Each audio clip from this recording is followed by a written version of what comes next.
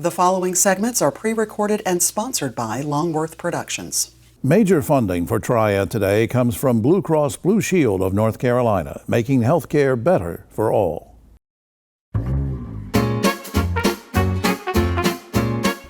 Backpacks for kids on Triad Today.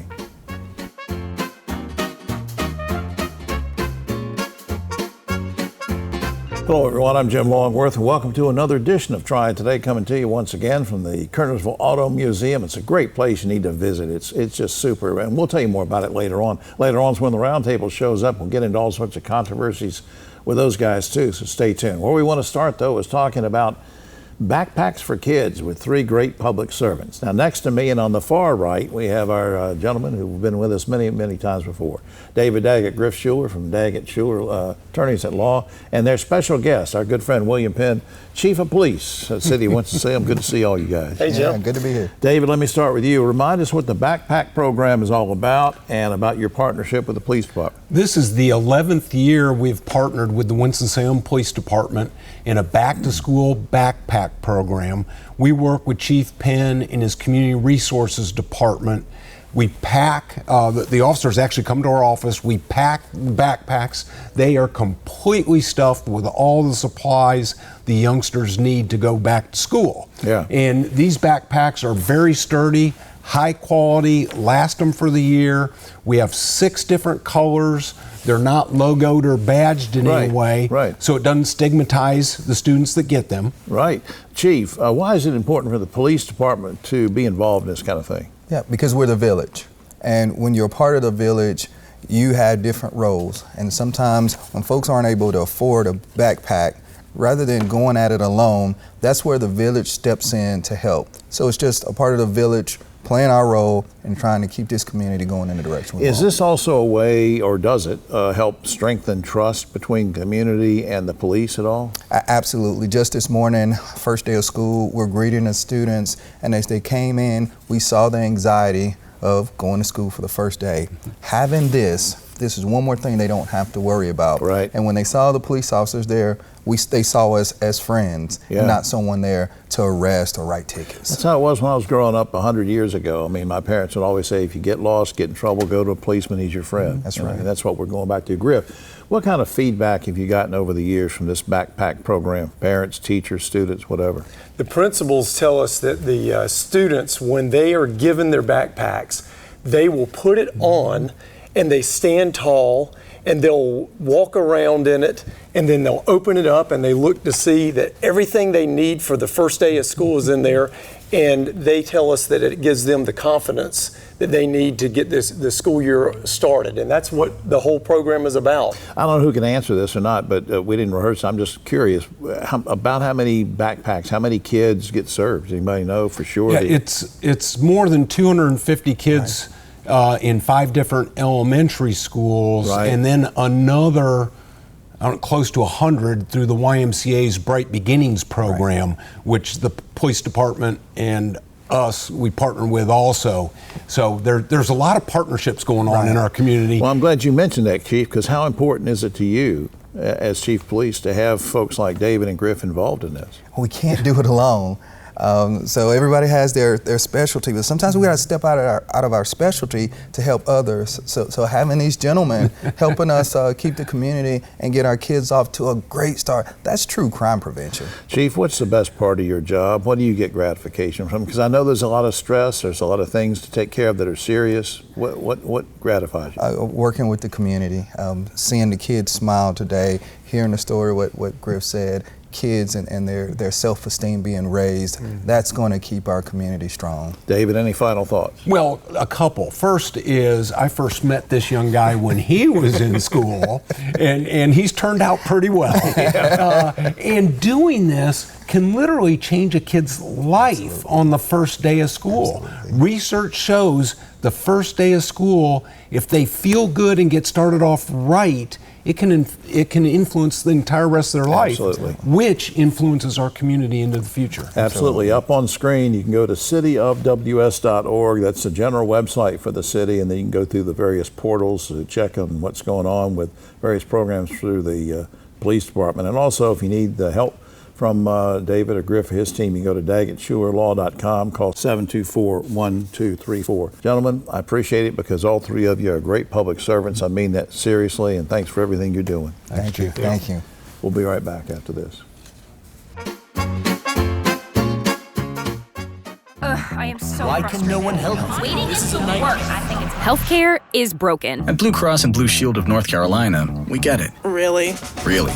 That's why we're making healthcare better for all. Starting with you. Yes, you, Daryl. We're making plans easier to navigate by putting your benefits, prescriptions, and details all in one place. Convinced? No. But it's a start. We'll take it. Blue Cross North Carolina. Making healthcare better for all. Starting with you. North Carolina's economy is growing, bringing new businesses and opportunities. The need for electricity is growing too.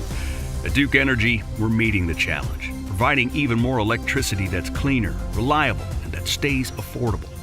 We're getting out of coal and reinvesting in our communities with a diverse, balanced mix of energy sources and making targeted upgrades to the grid so that North Carolina can thrive in a smarter energy future.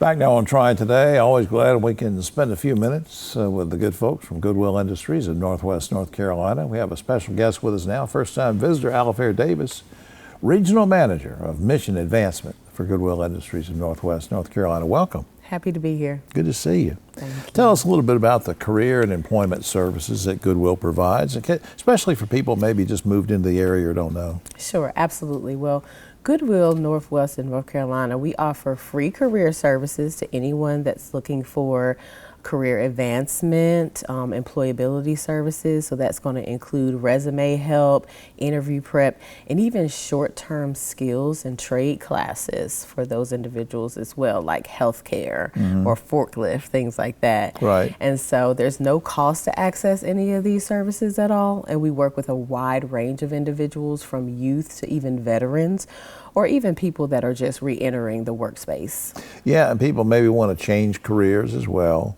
And then for old guys like me, I might, could I come to you and say, look, I'm thinking of a change, but I don't know about certain things, and would you help me with technology or computers or help even older folks? Absolutely, and that happens all the time. So we do have a center called the Professional Center, and they're geared more towards people that are looking to change careers or enhance the experiences they've already had. Right. Now you sent me an email one day about something called the Reach Center. Now what's that all about? Yes, so the Reach Center is a collaboration with Goodwill, Novant Health, and Winston Lake Y, and it's a one-stop hub, for health services, financial services as well, and youth programs. Right. Now, are there different services and programs that are offered through the Reach Center that wouldn't be in other facilities? Help me understand the difference. Well, actually, we brought it over, all of our services, to mimic what we offer at the main hub over on University, so that it would be more accessible on that side of town as well. Right. Now, I know you mentioned a couple minutes ago about, you don't have to pay to benefit from some of these services, but as far as the Reach Center is concerned, some of the specific things going on, is there a fee involved in any of these kind of things? No fee. The only fee is getting your feet in the door. All right. Well, now what about collaborations? How important are they with what you're doing to try to accomplish your mission of serving people? And I don't know if you've got other agencies or businesses or whatever. Talk about collaborations and how important that might be. Definitely. So we work with the likes of United Way, Financial Pathways as well, at the Prosperity Center over on Peters Creek, and with PTRC, Piedmont Triad Regional Center, with our project Reentry as well. And we also operate NC Works Career Centers all within the building. And so these partnerships help us offer more services to more people and be a more comprehensive center. You can sort of steer people and who might not be sure about what am I thinking about? I need a career change, or I need to do something with my life or whatever. So you kind of counsel people too, don't you? Absolutely. For those that just have no idea what their next step will be, we start with an assessment. Get a personality assessment, even innate skills assessment. You might not even know what you're good at until you take it. So the first 10 minutes can be just assessing and just going over, what ONET, one of our assessment systems, tells us that we need to do next. Since you and I just met, I'm interested. Let me ask you a quick personal question. Sure. What's gratifying to you about your job? What's something that really gives you pleasure? What's gratifying about what you do? Sure. So I'll name two things. First thing is no day is the same because everyone is different. And with that being said, it's the impact that we have on each individual that walks in the door. Just the simple fact that I can change someone's life in a given moment is pleasure enough for me to stay right here. Absolutely. I just think that's great. Up on screen, goodwillnwnc.org is the general website. You can also, and correct me if I'm wrong, you can email careers@goodwillnwnc.org. That's still right, isn't it? Yes, sir. Alfair Davis, I thank you for all you do for so many people and impacting so many lives. Thanks for doing that. It's my pleasure. All right, my friend. Thank you, sir. All right. We'll be right back after this. Hi, I'm Jim Longworth, reminding you that Triad Today also airs on GTN Spectrum Channel 13 and streams on WFMY Plus, free on Roku and Amazon Fire.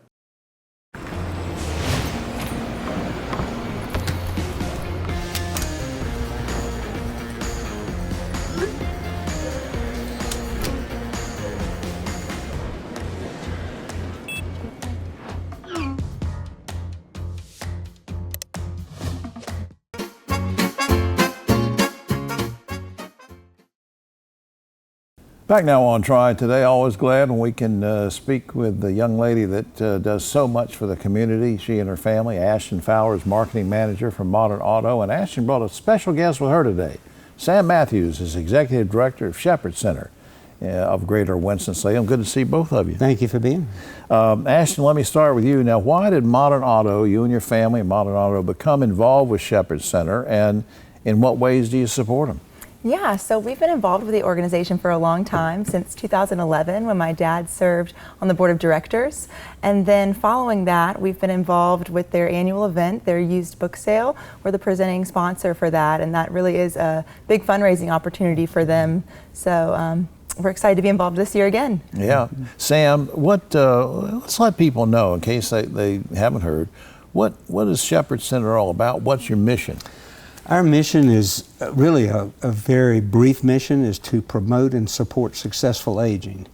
And we do that by providing direct services, volunteer opportunities, and opportunities for volunteerism as well for older adults. Now, what about, is there a particular area of the community that you serve, or? We actually serve most of Forsyth County. We have a sister Shepherd Center, interestingly, here in Kernersville. Oh, okay. That serves an immediate area around the Kernersville area.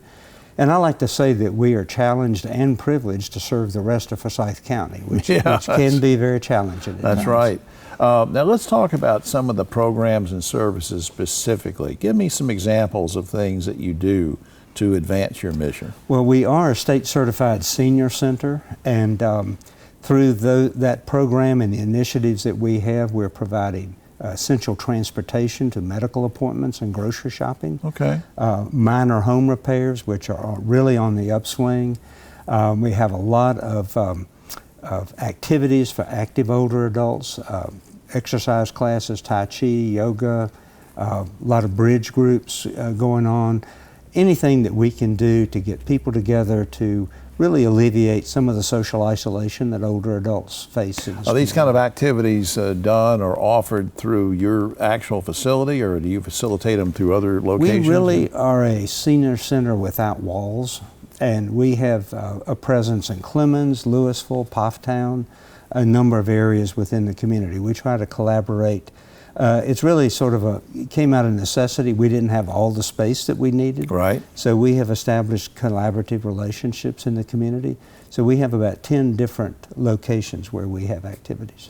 How important is it to have folks like Ashton and her family and Modern Auto supporting? Oh, extremely important. As Ashton said, Modern has been a sponsor of our annual used book sale now for going on 14 years. And that has leveraged other funding in the community, and it's just been so vital. We're in our 40th year of service, and this past year was our 38th annual used book sale. You mentioned, I want to circle back to something you mentioned a few minutes ago, and that's volunteerism. Mm-hmm. I'm assuming because you mentioned it, you need volunteers. Absolutely. The question is, if I volunteer, what do I do? What do volunteers do? Volunteers do a wide variety of things, and we could not operate without the volunteers that we have. Volunteers are driving people to medical appointments. They're going into homes and doing minor home repairs. They're visiting older adults who are isolated and alone, or they may be providing a caregiver with a respite for a brief period of time. Vital to the mission. Mm-hmm. And some of our volunteers are also leading some of our activities. Our Tai Chi instructors are volunteers. Well, as somebody who's in his 70s, I'll tell you, I appreciate what you're doing. Great, That's right. great. Up on screen, you can go to shepherdcenter.org, shepherdcenter.org if you'd like to make a donation or volunteer. And also, we want to recognize the good work of Modern Auto. You can go visit them at modernauto.com. And to Sam and Ashton, thank both of you for doing so much for the public and public service. Thanks a lot. Very much. Thank you. Thank you. Of We'll be right course. back after this.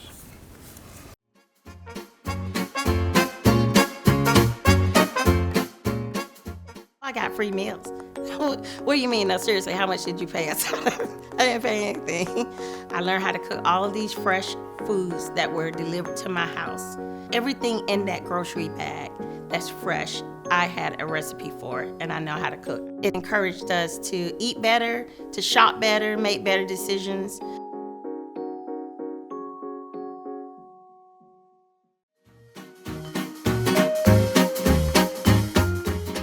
Back now on Triad Today, we have a special guest. He's a 36-year broadcast veteran, winner of 2 Emmy Awards, serves on several community boards, founded his own video production company, now manager of strategic and crisis communications for the city of Greensboro. I'm talking about my friend, Eric Chilton. Good to see you, sir. How are you? Good to see You're you. hired now. You're my agent after that. That's the right. nicest intro I've ever had. That's right. Well, we can't change it now. It's That's already right. on That's tape. I'm going to ask you a few questions. I know you've been asked a million times before, but very quickly, what led you to a career in television to begin with? So I kind of went about it a backwards way. My 2 loves growing up were science and drama, believe it or not. And my dad said, don't know what to tell you about what you're going to do with that. And I auditioned for School of the Arts and got accepted, and got into Carolina. And so in my 18-year-old mind, I thought, I got to pick arts or academics. I can't do both. Right. And so I went academics. And believe it or not, Jim, I was a chemistry major for a year and a half Wow. in Carolina. Wow. And organic chemistry told me I would not be a chemistry major. So, but my best friend from home was my roommate. And he told me one day, he always called me Chill. He says, Chill, I don't think you're being honest with yourself. And I said, what do you mean? He said, who was your idol growing up? And I said, Johnny Carson. And then he goes, and I said, well, what am I going to do with that? And then I ended up interning at Fox 8 back when it was WGHP. Right. With your wife. And then? and I sat in that booth and listened to that, and that was it. And then went over to FMY, where you were there, FMY Channel 2 for over, 2 decades, I guess? Yeah, I was 7 years at Fox 8 in the 90s and 21 at FMY. Why leave a top-rated morning show to go work for the city? You know, it was, so I had a 36-year career. I had checked all the boxes. You know, I went back, I thought about it. I said, there's nothing, I've done news, weather, sports. An old GM of mine, my mentor in the business, said, you're my Swiss Army knife. You know, I can throw you into features, news, weather, all of it. And I just went down the list. I had hosted movies on the Disney Channel a few times when I was younger. I got auditioned for FX as a network, and I just thought, it's time to redefine myself. Well, plus it's sort of a new challenge for you, because you always were big on public service throughout your broadcasting career, and now you're serving the public in a different way. Very quickly, what do you do in your job? So it's kind of threefold. One is I do some media training, which I do that also on the side. I'll freelance and teach corporate executives how to be interviewed by the media and get their narrative across. And then I also, I do that for senior leadership now, but I'm kind of a conduit or a liaison between mayor, city council, and the city manager's office. Right. So both sides can kind of use me to keep things talking and moving. Which is especially important if there's a crisis or Yes. a natural disaster, anything coming up, right? Yeah, and there are, it's so funny, one of my friends says, how many crises are there really in the Triad? Well, I said, well, if you don't know about it, I'm doing my job. That's part of it. How was your experience as a broadcaster and serving the public so many years in that way on camera? How has that translated to your job now? Well, it's funny because I was on the other side for so long that I know exactly what media needs and wants. And, you know, I did it so long, I take it for granted. I didn't realize how many people don't understand what the media needs. So it's easy for me to advise the city manager office, which is the executive branch, on what they need to do to get their message out to the media. So it was a nice transfer that made sense. I just had to think of things in reverse now. And a great boss in Trey Davis, the city manager. The best. Circling back in broadcasting, while we still have a few seconds left, maybe a memorable person that you interviewed in your broadcasting career, or a memorable event that you covered? Gosh, there's so many of those, Jim. I mean, I've interviewed celebrities and politicians. I'll say this. The two comments that I've gotten in my career that meant the most to me, maybe not even an interview, was Lee Kynard once telling me that he said, I started the Good Morning Show and now it's yours. Right. And that was huge to me. And then Jim Melvin, who recently passed, told me one time, he said, this was a great move for the city to get you in there. And I will never forget those two comments. Well, two great guys on there. Yeah, they were wonderful. Right. Well, I appreciate you doing this. Yeah. And just as I'm going to put up this website, greensboro-nc.gov, which is the general city website. You can go through all the different portals to find out what's going on in the city. But I appreciate you being here, talking about your new career. Thank you. And your old one as well. I'm honored to be here. Thanks. Good to see you, All right, friend. pal. Yep. We'll be right back after this.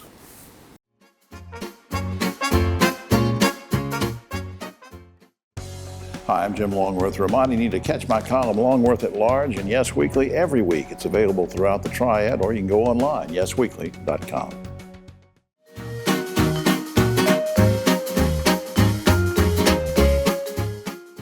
Major funding for Triad Today comes from Blue Cross Blue Shield of North Carolina, making healthcare better for all. Back now on Triad Today, just about time for the roundtable with a quick shout out to the good folks here at the Kernersville Auto Museum. It's free to come out here Fridays, Saturdays, and Sundays. Please do that. It's a great place. Before we get started, a sad note on the passing of former Greensboro Mayor Jim Melvin. He was 91 years old. He was the very first guest on the first episode of Triad Today 22 years ago, trying to convince people that we should have a ballpark in Greensboro. Jim Melvin. All right, on my right, but always political left, Ogie Overman is here. David Daggett, we held over from a previous segment talking about backpacks, and the founder of Helping Hands Consultants, Keith Granberry's here. Guys, while still facing hit and run charges from 2023, last week in North Carolina, a man got drunk and ran his boat over a 10-year-old girl while she was swimming in Harris Lake. The girl died immediately. Should state law be changed so that this kind of crime warrants the death penalty? Ogie. Well, I mean, he's charged with second-degree murder, which seems appropriate to me. I mean, he's going to get some significant time. He's going to have a long time to think about it. I don't know if death is really the answer. Well, David, it's supposed to be murder and a heinous act and all this stuff, but what could be more heinous than deliberately getting drunk and running over a kid? In North Carolina, the death penalty is reserved for first-degree murder with aggravating circumstances. Right. And I'm not sure this arises to that standard. It doesn't, but should it? I don't think it should. I think the death penalty should be reserved for only the most heinous of crimes, which is first-degree murder. As Ogie says, he's charged with second degree, which is very, very serious, has significant time, and I think we would all agree serious punishment should be issued. Mr. Granberry. It shouldn't be, he shouldn't have to have the death penalty, but he's going to have a lot of time, and he's not going to get out of jail anytime soon. I think that's punishment enough. All right. Yeah. Speaking of alcohol-related crimes, last week a drunk traveler stole a golf cart and went on a destructive ride through the Buffalo airport. Very lucky that he didn't seriously injure a bunch of people. Given the rise in violent behavior on planes, should airlines ban alcohol altogether to maybe cut back on this kind of stuff? Ogie. Well, no, I mean, it's almost funny in a way. I mean, it's like a funny home video in a way. But really, most of the drinking, you can see your flight gets canceled. Where do you go? You go to the bar. There's lounges all over the airport. You go drink for an hour and gets canceled again. You drink for another hour, and there's a golf cart. Therein lies the danger, though, David, right? Yeah, and there's also the duty-free shops that are selling liquor inside the airport. I think, number one, it'd be impossible to shut all that down. But what we should have is deterrents that when this does happen are bad enough that nobody else is going to try this and it won't happen Keith, again. what do you think? Getting rid of all of it, or? I think they should have an idiot patrol. There's always idiots in every situation, whether it's a ballpark or the bars or airports. And I think you're going to have a punishment, like Dave said, tough enough that these idiots will think twice about doing this act. An idiot rule? Idiot patrol. All right. Idiot patrol. I'm going to have to write that down. Idiot patrol. Last week, the Winston Weaver Company agreed to compensate residents who were affected by the fertilizer fire, which caused mass evacuations. Now, the company settled for $8 million. You said, gosh, that's a lot. But when you consider that there's over 6,000 residents, they're going to receive less than $1,000 each. You guys okay with that amount, Ogie? I think it's a little low. I think they deserve a little bit more than that. I mean, I do. David? I don't know the exact dynamics or economics of the situation, but many times that's the way a situation like this plays out. The reason you have a class action is because the individual cases may not have significant value themselves, so you add them together. So what's it worth that one person had to leave their house for an hour due to potential smoke in the area? They get $1,000. Without knowing more specifics, it's probably reasonable. Keith? You're going to need to get better lawyers like Dave Daggett, where you're not getting $1,000 when your house is destroyed, and you getting $1,000 when someone else is getting the same $1,000 and nothing happened to their house. All right, Oklahoma now plans to administer what's called an America First test to new teachers who move in from out of state. They want to make sure that these teachers are not woke liberals by making sure they came from a state that maybe taught about gender identity and whatever. You guys have a problem with this kind of test for teachers, Ogie? And how sadly we've changed. It's just, we're going backwards continually, just every day. David? Yeah, I think we're encroaching on the independence of teachers in classroom instructions further and further, and I think it's harmful. Keith? I think it's reverse discrimination, if you ask me. You're taking situations that are supposed to bring people together and you're pulling them apart by using this. It's race baiting, and it's wrong. It is. Finally, according to popular mechanics, scientists now say there may be a way to reverse time and possibly allow you to erase mistakes. Guys, what mistake would you like to reverse, Ogie? Man, I can think of a lot, really, but think about, remember that movie Mr. Destiny, where one tweak in your life will shoot you off in a different direction? I wouldn't have had my lovely wife, I wouldn't have my career, I wouldn't be here, I wouldn't have my friends, I wouldn't change anything. David? I think this is a family show, so I'll have to qualify my answer, but if I had something to do over, it was that answer a couple weeks ago where I agreed with Keith when I shouldn't have. Keith, what do you say quickly? Anything you want to reverse? Nothing. I am perfect. All right. In every way. In every way. That's all the time we have, except for this. A major interstate in Pennsylvania was totally shut down when a truck overturned, and it spilled out thousands of tons of hot dogs. Well, the cleanup is not something we relish, said one of the officials. For all of us, yum, yum. We'll see you next week.